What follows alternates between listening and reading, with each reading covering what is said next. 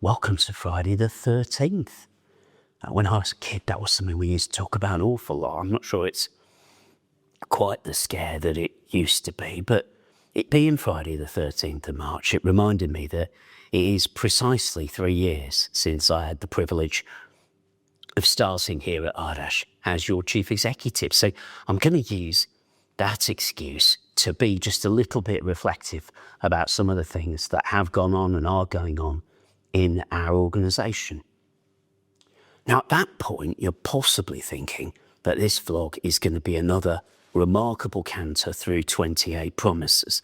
I'm not going to do that, but I will say how important I think those promises are in this particular way.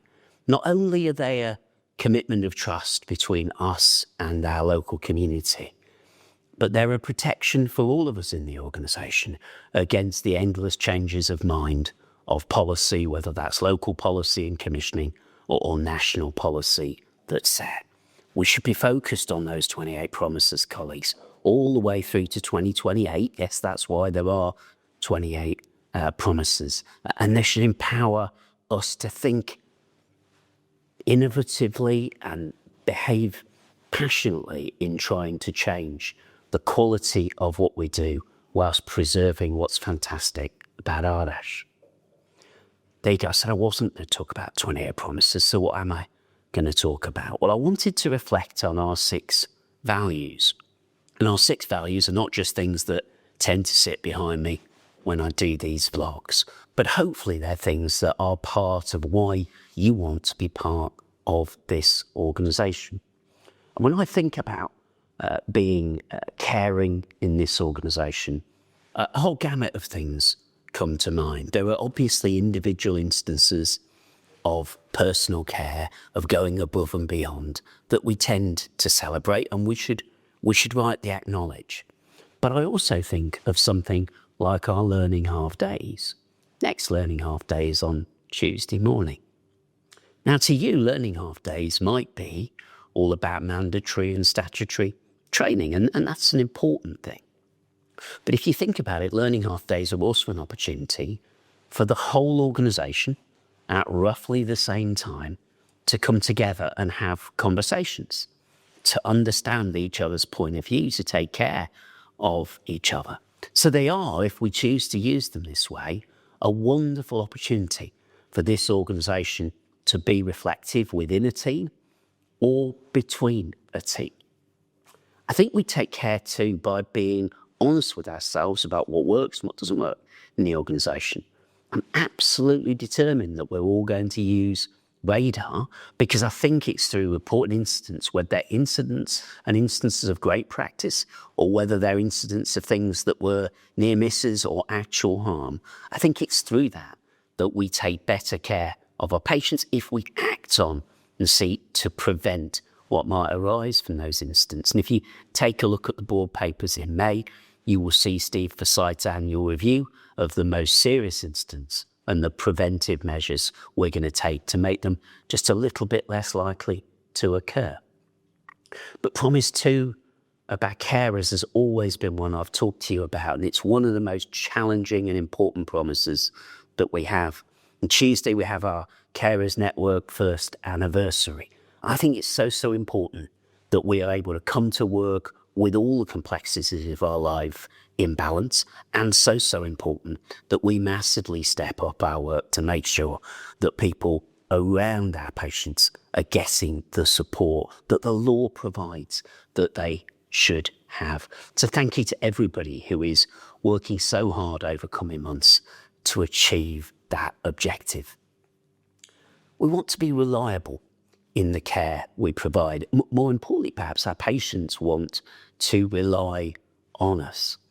And something like the 4-week wait is a measure of that. Yes, we have got the shortest waiting times in the NHS, but this isn't a PR exercise. This is about being confident if you step forward for care, this organisation will respond. I was contacted by a staff member just recently who had waited longer than 4 weeks. And my point to her was the one I'd make here. It's fantastic she's done that. One of the reasons we publicise the 4-week wait is to encourage people to say, Have you missed me? Have you overlooked me? Is there something going on or going wrong in this situation? It's the same reason we're going to introduce our 5 always measures as part of the safety plan over the course of the next 12 months. They're not the usual measurement you do in healthcare, where you try and achieve 73%, 82% or something, and then a manager's tasked with writing an action plan that explains how it will all go better. These are 100% measures, and the idea is really very simple. You or I will come to work and we will do our absolute best. But sometimes there's more work than we've got time to do, or we will miss something. And that's where teamwork comes in, isn't it? Something can't be done on the day shift, needs to be done on the night shift. Something can't be done on one day in one team, it's picked up the next morning. And with those always measures, we're focusing on clinically important measures of the quality of care that we provide and saying, within a given period of time, we'll always work together to make sure that that meaningfully happens. That's what I think of when I think of reliability. Supportiveness for me probably comes in a couple of different parts. I still remember being at the board in March of 2025. We had a presentation from Professor Kellett and his colleagues about work to reduce restrictive interventions that had taken place at Rotherham. We committed to roll that work out across the organisation. I know that our directors of nursing are doing just that. By the time we get to the summer months of this year, I think that will be in place. We have a review in the board this month of our work to prevent violence against staff, and we're considering at the Clinical Leadership Executive on Tuesday revisions to our lone worker policy to make sure we're using absolutely the best technology and risk assessment. But I think to have a different kind of supportiveness, which isn't necessarily about what we do when something goes wrong, it's about how we support each other with encouragement. Nothing better exemplifies that for me in my 3 years at Ardèche than Care Opinion. Whenever I'm feeling like my working day consists of the difficult, hard to do, impossible stuff, I'll just take a moment to log on to Care Opinion. And I promise you I'm inspired every time, touched by the work that we are doing, by the feedback from our patients, of course, by our brilliant 300 Care Opinion responders. It's a window on Ardèche that you can't get from numbers or from board papers or from the website. And it's one I'd really encourage you to lean into if you can. We are an organisation that tries to be open, and I guess Care Opinion is part of that. The reason I mention things like board papers is we do far more things in public than any other NHS trust that I can think of, and I've served in 6 or 7 over my 30 years in the health service. We're open about things like the racism that we still see and how we haven't delivered Promise 26. That's why we moved in November of last year to a positively anti-racist expectation. I know there are teams in our organisation who are working that through. I have to demonstrate that I am anti-racist. The institution doesn't have to prove that my behaviour is racist. We've flipped the script, and that's really important if we're going to be an inclusive organisation that's honest about the experiences that we have at work. But we're open to in lots of really practical ways. We've got standardised opening hours. We even managed to represent those in many of the languages that are used locally. We want to be an organisation where peer support workers, where carers, where volunteers can feel they can permeate into our organisation, tell us their feedback, give us their truth. An organisation isn't a closed culture and doesn't have rules that restrict and exclude. That's really important. Over the course of the next few months, we do an audit of how accessible we are to refugee communities, to people experiencing homelessness, to other parts of the inclusion health family. And I'm sure that's going to lead us under Promise 10 to need to take actions to challenge ourselves about whether we are truly open to communities that society marginalises and excludes. I think you probably know that I'm particularly passionate that we tackle health inequalities. Health inequalities are fundamentally a conversation about power, about who do we choose to ignore, whose voices do we not hear? Are we prepared to behave differently on occasion to get the same result for somebody starting from a different place. I think we've got work to do in that space, but passion isn't enough. We need to be really practical in the work that we do. So something like the launch of our homelessness team in the next few weeks is an important step in that direction, as is the work we do with something like the Amber Project in Doncaster.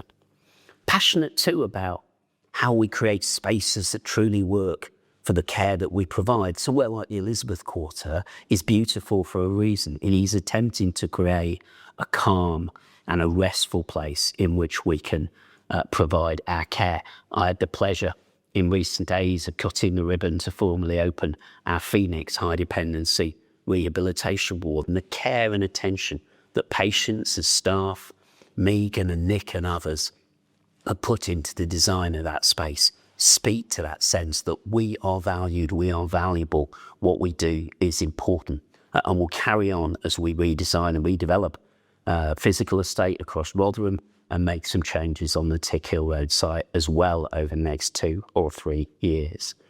But it's not just my passion that matters. You'll know that some of our better vlogs every month are our voices of Ardash, and my thanks to everyone who has done that over the last couple of years. We'll keep going to make sure we've got diverse voices of leadership, diverse perspectives in our organisation, reflecting honestly on what we do as an organisation. There's more to say about our charity, which with its community grants programme has really stepped into this particular value. We've got a vlog coming up next week that talks to exactly that. But also we put so much time and energy into recognition. I'm sure sometimes you feel overlooked, but between our Distinguished Service Awards, the Shining Star Awards that the Chairman has championed, and our annual awards, I really hope, as well as local tea and coffee and cake events in our various care groups and corporate functions, I hope that you feel it is possible to be recognised in this organisation. And of course, if you produce a QI poster, it's quite lucrative to be recognised in this organisation, isn't it? The last value is progressive. That's probably the one that's behind my head somewhere. There you go, Tim's telling me it's off to the left, so that's a bit ironic, isn't it? We are, I think, an organisation that tries to bring social value, whether it's the massive expansion of apprenticeships that we've seen, or the programmes we're going to get up next year to make sure that various excluded groups, including people like people with learning disabilities, are able to come and work in our organisation, make their contribution and find their value. I think we get excited maybe about things that may seem a little bit off to others, like the pet therapy work that we'd pushed through HQTC. But I think those things speak to an organisation that's prepared to think differently, whether it's the equine therapy pilot in North Links, or whether it's Sabine, or whether it's me bringing my dog Darwin to work now and then to cheer up people in headquarters. The real living wage is fundamental to the promises that we have. It's fundamental. It's the first one we delivered. It means that 20% of our staff are paid more than they would be if they were doing the same work in another NHS organisation. But it's about justice. It's about treating people fairly and lifting people out of poverty. In any work that we do, the reality is poverty is the root cause of so much ill health. And therefore it's right that you work for an organisation that faces into poverty and is prepared to play our part in doing something meaningful about it. Thanks ever so much for listening to me. Those are just my reflections on our work. And I do think when you take that around, we are beginning to live out our values most of the time in so many different ways. Thanks ever so much for the contribution you make. You make me very proud to be still your Chief Executive. Thanks a lot.